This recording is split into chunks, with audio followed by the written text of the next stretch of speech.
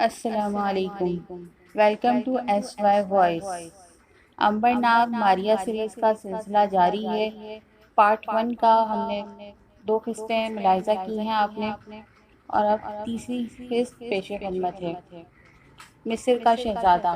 امبر مکان میں داخل ہوا تو گوگوش نے فوراً دروازہ بند کر دیا۔ وہ بہت پریشان نظر آ رہا تھا۔ وہ پریشان نہ ہوتا تو اور کیا ہوتا، امبر نے بھی تو کمال کر دیا تھا۔ وہ اپنی جان خطرے میں ڈال کر شاہی سواری کو دیکھنے باہر نکل گیا تھا، حالانکہ اسے معلوم تھا کہ اس جرم کی سزا موت ہے۔ اس نے امبر سے کہا، تم پاگل تو نہیں ہو گئے تھے لڑکے؟ آخر یہ تمہیں کیا سوجی؟ امبر نے سینہ تان کر کہا، میں ملکہ کو دیکھنا چاہتا تھا۔ غضب خدا کا تمہیں معلوم نہیں تھا کہ وہ لوگ تمہیں ہلاک کر دیں گے؟ معلوم تھا، مگر میں بھی مقابلے کے لیے تیار ہو کر گیا تھا۔ مگر تم اکیلے شاہی فوج کا کیسے مقابلہ کر سکتے تھے؟ کم از کم 2-1 کو تو ضرور مار کر مرتا چچا۔ گوگوش نے ماتھے پر ہاتھ رکھ کر کہا، خدا کا شکر ہے کہ تم بچ گئے، وگرنہ میں تمہارے باپ کو کیا منہ دکھاتا۔ چچا، شاہی فوج میں اتنی جرأت نہیں کہ مجھے مار سکے، میں بہادر لڑکا ہوں۔ گوگوش نے ہاتھ باندھ کر آنکھیں بند کر لیں اور خدا کا شکر ادا کیا کہ امبر موت کے منہ سے بچ کر واپس آ گیا۔ پھر اس نے بڑے شوق سے پوچھا، اچھا لڑکے یہ تو بتاؤ، ملکہ نے تمہیں کیا کہا؟ ملکہ نے مجھ سے میرا نام پوچھا، باپ کا نام پوچھا، اور کہا کہ میں مکان سے باہر کیوں نکل آیا ہوں۔ پھر تم نے کیا جواب دیا؟ میں نے کہا آپ کی سواری دیکھنے نکل آیا تھا۔ پھر ملکہ نے کیا کہا؟ ملکہ نے کہا، اگر میرے سپاہی تمہیں قتل کر دیتے تو کیا ہوتا؟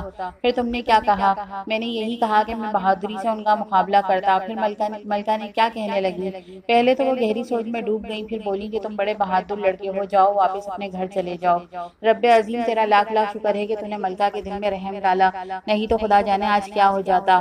اچھا لڑکے، اب یہاں سے اپنے گھر بھاگ جاؤ، اور خبردار آئندہ ایسی جرات کبھی نہ کرنا۔ امبر نے غلیل لہراتے ہوئے ہنس کر کہا، میں تو پھر ملکہ کی سواری دیکھنے گھر سے نکل آؤں گا۔ جاتا ہے یا نہیں بیوقوف کہیں کے، میں آج ہی تیرے باپ سے شکایت کروں گا۔ خدا حافظ چچا۔ امبر ہنستا ہوا گوگوش کے مکان سے باہر نکل گیا۔ وہ سیدھا اپنے منگولیے دوست قہرمان کے ہاں پہنچا۔ قہرمان عمر میں امبر سے 2 سال بڑا تھا، یعنی 16 برس کا تھا۔ وہ ایک پنیر بنانے والے کا بیٹا تھا۔ جب امبر نے اسے بھی یہ بھیانک واقعہ سنایا تو وہ بہت خوش ہوا، اور امبر کے کندھے پر ہاتھ مار کر بولا، یہ کام تو تم نے وہ کیا ہے جو میں خود کرنا چاہتا تھا۔ تمہیں معلوم ہے میری سب سے بڑی خواہش کیا ہے؟ کیا ہے؟ یہ کہ میں ایک روز شاہی فوج کا کپتان بن جاؤں، میرے ایک ہاتھ میں تلوار اور دوسرے ہاتھ میں لوہے کا ہنٹر ہو، میں گھوڑے پر سوار ہو کر غلاموں کے پاس جاؤں اور ان کو زور زور سے ہنٹر ماروں۔ امبر نے کہا، مگر قہرمان، غلاموں پر ظلم کرنا کوئی بہادری کی بات نہیں، مزہ تو دشمن کے ساتھ ڈٹ کر مقابلہ کرنے میں آتا ہے۔ قہرمان بولا، بھائی میری تو یہی خواہش ہے، اور تم دیکھنا ایک نہ ایک دن میں ضرور فوج کا کپتان بنوں گا۔ اس کے لیے بڑی محنت کرنی پڑتی ہے قہرمان، ویسے تمہارا ڈھیل ڈول اتنا ہے کہ تم کپتان بن سکو۔ امبر، یاد رکھو، اگر میں بادشاہ کی فوج کا کپتان بن گیا تو میں تمہیں بھی اپنے ساتھ رکھوں گا، اور نیل کے کنارے ایک شاندار محل بنوا کر دوں گا۔ مجھے تمہارے بنائے ہوئے محل کی ضرورت نہیں قہرمان، میں اپنا محل خود بنواؤں گا۔ چلو ہم دونوں اپنے اپنے محل خود بنوائیں گے۔ اچھا، اب چلو دریا کنارے چل کر مچھلیاں پکڑتے ہیں۔ دونوں دوست ہاتھوں میں ہاتھ ڈالے دریا کنارے چل پڑے۔ دوپہر کے کھانے پر امبر اپنے ساتھ مچھلیاں لایا۔ ماں نے کہا، بیٹا تم نے بڑی دیر کر دی، تمہارا باپ کب سے تمہارا انتظار کر رہا ہے۔ امبر دوسرے کمرے میں گیا تو اس کا باپ رجال لکڑی کے کٹورے میں زیتون کا تیل ڈال رہا تھا۔ اس نے امبر کو دیکھ کر پوچھا، اتنی دیر کہاں کر دی بیٹے؟ ابا، آج میں نے مصر کی ملکہ سے باتیں کی۔ بوڑھے رجال کے ہاتھوں سے زیتون کا تیل کا کٹورا گرتے گرتے بچا۔ کیا کہا؟ ہاں ابا، میں نے مصر کی ملکہ سے باتیں کی، اس نے خود مجھے بلایا تھا۔ یہ تم کیا کہہ رہے ہو بیٹا؟ امبر کی ماں نے کمرے میں داخل ہوتے ہوئے کہا۔ دونوں ماں باپ امبر کی بات سن کر سکتے میں آ گئے تھے۔ وہ سوچ بھی نہیں سکتے تھے کہ ملکہ ایک روز اپنے بیٹے سے گفتگو کر سکتی ہے۔ امبر نے باپ کو اور ماں کو شاہی سواری کا سارا واقعہ سنایا۔ دونوں بوڑھے میاں بیوی بڑے غور سے واقعے کا ایک ایک لفظ سنتے رہے۔ امبر کہہ رہا تھا، ملکہ نے مجھ سے پوچھا تمہارے باپ کا نام کیا ہے؟ بوڑھے رجال نے پریشان ہو کر پوچھا، پھر تم نے کیا جواب دیا؟ میں نے کہا، میرے ابو کا نام رجال ہے اور وہ احرام بناتا ہے۔ ملکہ نے کیا کہا؟ کچھ نہیں، وہ اصل میں میری بہادری پر بہت خوش تھی۔ پھر اس نے مجھے واپس جانے کی اجازت دے دی۔ ماں نے کہا، رب عظیم تیرا لاکھ لاکھ شکر ہے کہ تو نے میرے بیٹے کی جان بچائی۔ باپ نے پوچھا، ملکہ نے تم سے اور کیا نہیں پوچھا؟ اور کچھ تو نہیں پوچھا، بس میرا نام پوچھا اور پھر چپ ہو گئی۔ چپ ہو گئی؟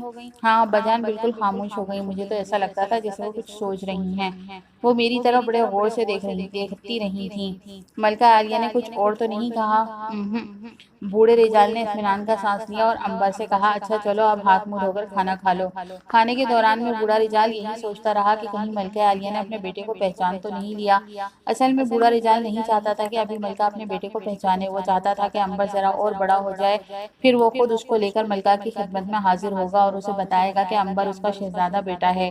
اسے پوری امید تھی کہ اس کے عوض ملکہ عالیہ اسے ڈھیر سارا انعام اور اکرام دے گی۔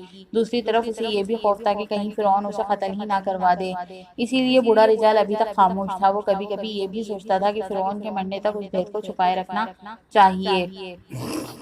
فرعون مر جائے تو وہ بڑی آسانی سے ملکہ مصر کے سامنے اس کے بیٹے کے راز کو افشا کر سکتا ہے، پھر عنبر کی زندگی محفوظ ہوگی۔ کھانے کے بعد عنبر سو گیا تو رجال نے اپنی بیوی سے کہا، کہیں ایسا تو نہیں ہوا کہ ملکہ نے اپنے بیٹے کو پہچان لیا ہو؟ بیوی نے کہا، بھلا یہ کیوں ہو سکتا ہے؟ عنبر کی عمر 1 دن کی تھی، ملکہ نے اسے دریائے نیل کی لہروں میں بہا دیا تھا، 14 برس بعد وہ اسے کیسے پہچان سکتی ہے؟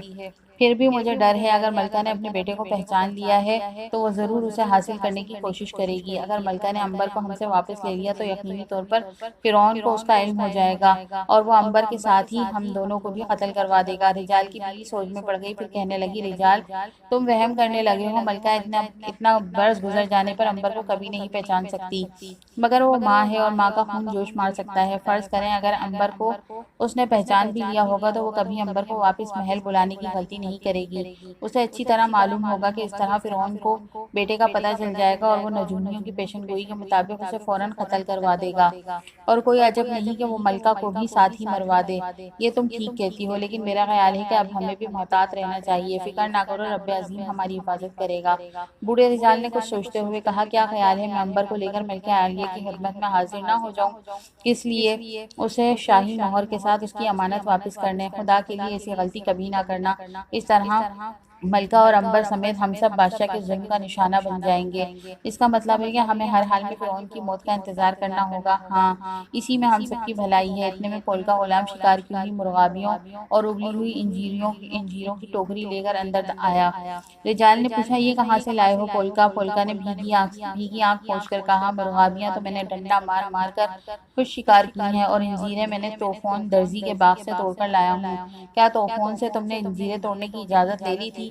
پہلے اجازت نہیں لی تھی، مگر جو مجھے انجیریں توڑتے ہوئے باغ میں آ گیا تو میں نے کہا، میں نے اس سے معافی مانگ کر اجازت حاصل کر لی تھی۔ تمہیں 1000 بار سمجھایا ہے پولکا کہ کبھی کسی کے باغ سے بغیر اجازت کے پھل مت توڑا کرو، مگر تم باز نہیں آتے۔ تم ضرور کسی نہ کسی دن میری لڑائی کرواؤ گے۔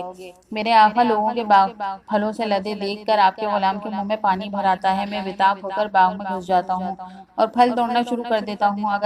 اگر کسی نے تمہاری پٹائی کر دی تو مار کھا کر معافی مانگ لوں گا، مگر رب عظیم کی قسم توڑے ہوئے پھل ہرگز واپس نہیں کروں گا۔ مار بھی کھاتا جاؤں گا اور پھل بھی کھاتا جاؤں گا۔ اچھا بابا، اب ہمارا سر نہ کھاؤ، جاؤ لے جاؤ یہ مرغابیاں اور انجیروں کو یہاں سے۔ اسے تم اکیلے ہی کھانا، میں چوری کا مال کھا کر اپنا بڑھاپا خراب نہیں کرنا چاہتا۔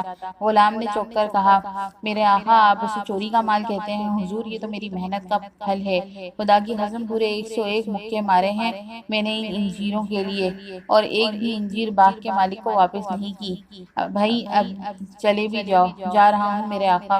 اصل میں بوڑھے رجال ملکہ مصر کی سواری والے واقعے کے سلسلے میں پریشان تھا، اور وہ غلام پولکا کی بک بک جھک جھک سننے کو تیار نہیں تھا۔